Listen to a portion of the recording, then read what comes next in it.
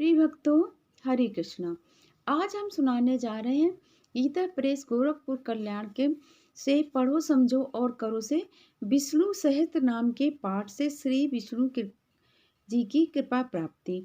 ये जो जिन्होंने लिख के भेजा है वो ब्रह्मलीन स्वामी श्री एक रसानंद सरस्वती जी महाराज, जो अब इस दुनिया संसार में नहीं है।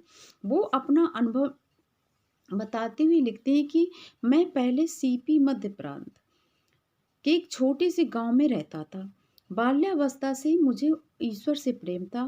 अतः जब से साक्षर होने के बाद यानी कि थोड़ा सा जब ये पढ़ लिख गए तो मैं नित्य ही श्री विष्णु सहस्त्र नाम का पाठ करके ही भोजन करता था।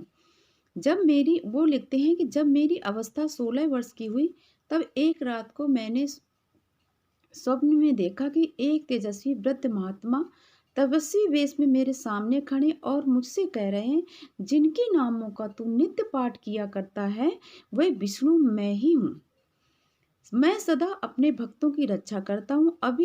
आज अभी मतलब वो दोपहर में मान लो सो रहे थे, तो आज अभी 2 घंटे के बाद तुम्हारे गांव में आग लगेगी। तुम जल्दी से अपना माल असबाब एक बैलगाड़ी पर लाद लो और गांव के बाहर चले जाओ। इतने में मेरी नींद टूट गई। कहने का मतलब ये है कि भाइयों की जब ये छोटे से थे यानी कि जैसे बच्चे नहीं शुरू कर देते पढ़ना, छोटा बड़ा इस तरह से जब उनको हिंदी पढ़ना आ गया तब उन्होंने बाल्यावस्था से ही मतलब विष्णु सहस्त्र नाम का जैसे हिंदी पढ़ना आया और उन्होंने विष्णु सहस्त्र नाम का पाठ करना शुरू कर दिया। जब 16 वर्ष की अवस्था हो गई तब इन्होंने इस तरह का स्वप्न देखा था। तो ये लिखते हैं कि मुझे ऐसी बातों पर पहले विश्वास था, मतलब कि जो ईश्वर से जुड़ा होता है तो उन्हें ऐसे सपनों, ऐसी आस्थाओं, ऐसे बातों में विश्वास होता है। अतः मुझको प्रसन्नता हुई कि मेरे प्रभु ने मेरे ऊपर कितनी कृपा करी और मुझे एक भयंकर विपत्ति से बचाने वाले हैं। तो मैंने ये किया कि अपना जितना सारा घर का सामान था, कीमती सामान था, जो भी सामान था, एक बैलगाड़ी पर लादा तथा गांव के बाहर चले गए। इस बात को वो लिखते हैं कि मैंने गाँव के अन्य भाइयों से भी कहा परंतु मेरी किसी ने नहीं सुनी। सब लोग हँसने लगे कि सपने ऐसे सपने तुम दिन में सपना देखते हो, इस तरह की सब बातें उनको मतलब बोली। थोड़ी देर बाद उन्होंने देखा कि जैसा कि उन्होंने कहा था भगवान जी ने स्वप्न में कि 2 घंटे बाद तुम्हारे गाँव में आग लग जाएगी। तो 2 घंटे के बाद उन्होंने देखा बाहर वो गाँव की सीमा के बाहर खड़े हो गए। तो उन्होंने देखा कि गाँव में धू-धू-धू करके सबके घर जलने लगे हैं। एक घर में आग लगी तो दूसरे मई-जून का महीना था।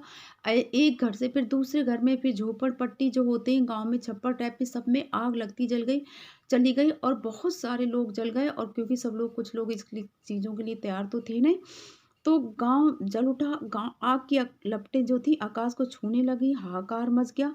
आग बुझाने का बहुत प्रयत्न किया गया, लेकिन हवा के ज़ोर से सब कुछ जिनको धन-संपत्ति, फसल सब राख हो गई।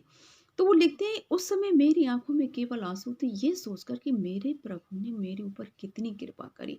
यानी कि देखिए भाइयों, बहनों, हम ये कहना चाहते हैं इस कथा के माध्यम से, जो भगवान की पूजा करते हैं, प्रतिदिन पाठ करते हैं किसी भी चीज़ का, चाहे वो विष्णु सहस्त्रनाम हो, चाहे हनुमान चालीसा हो, जो आपकी श्रद्धा हो, जिस भी देवी-देवता में, अगर आप नित्य प्रति पूजा करते हैं, तो वो शक्ति हमको हमारे कष्टों से, विपत्तियों से बचाती है।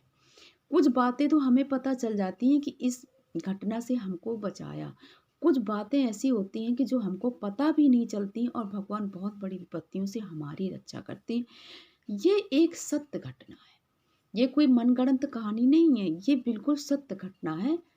ऐसी ही सत्य घटनाओं को सुनने के लिए हमारे चैनल को कृपया सभी लोग सब्सक्राइब करें। नमस्कार।